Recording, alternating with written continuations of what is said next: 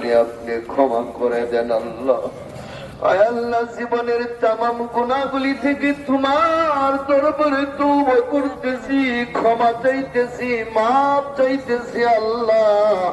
মেহেরবানি করে জীবনের তামাম গুনাহগুলি মাফ করে দাও আল্লাহ। আয় আল্লাহ, হাজার হাজার তোমার নেককার বান্দাদেরকে নিয়ে হাত উঠাইলাম আল্লাহ। তুমি যার হাতকে পছন্দ করো আল্লাহ, একজনের হাতকে উসিলা করে আমাদের সকলের মুনাজাত গুলি কবুল করে দাও। সকলের জিন্দেগির তামাম গুনাহগুলি মাফ করে দাও। আয় আল্লাহ, বেগুনা মাসুম বলে হাসরের ময়দানে উঠিও আল্লাহ। বেগুনা মাসুম হয়ে যেন কালিমায়ে শাহাদাত পড়তে পড়তে মৃত্যুবরণ করতে পারি, তৌফিক দান করে দিও আল্লাহ।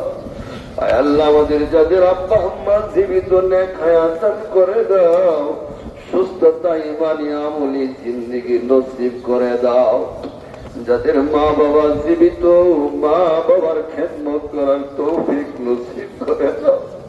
আয় আল্লাহ, আমার আব্বা আম্মার হায়াতকে হায়াতে মুবারক দান করে দাও। আয় আল্লাহ, আমার আব্বা আম্মাকে মাফ করে দাও। আয় আল্লাহ, সুস্থতা, ঈমানি, আমলি জিন্দেগি নসিব করে দাও। আয় আল্লাহ, মেহেরবানি করে আল্লাহ আমার শাশুড়ি জীবিত, হায়াতে মুবারক দান করে দাও। আয় আল্লাহ, আমাদের যাদের আব্বা আম্মা, দাদা দাদি, নানা নানি, আপনজন, প্রিয়জন, মাতৃকুল, পিতৃকুল, শ্বশুরকুল, শাশুড়ি কুল থেকে যারা বিদায় নিয়ে পরপারে চলে গেছে আল্লাহ, মেহেরবানি করে সকলের জিন্দেগির তামাম গুনাহগুলি মাফ করে দাও আল্লাহ। আয় আল্লাহ, রমজান মাসকে উসিলা করে তাদেরকে মাফ করে দাও আল্লাহ, চিরা করে মাফ করে দেও আল্লাহ। সকলের কবর গুলি জান্নাতের বাগান বানিয়ে দাও।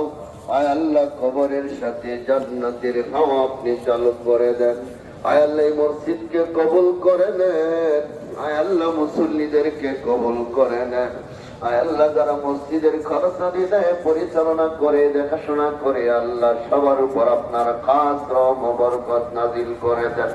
আয় আল্লাহ, বিশেষ করে আমাদের নায়েবে মুফতি আমিনুর রহমান খান সাহেব, আয় আল্লাহ, এই মসজিদ পরিচালনা করতে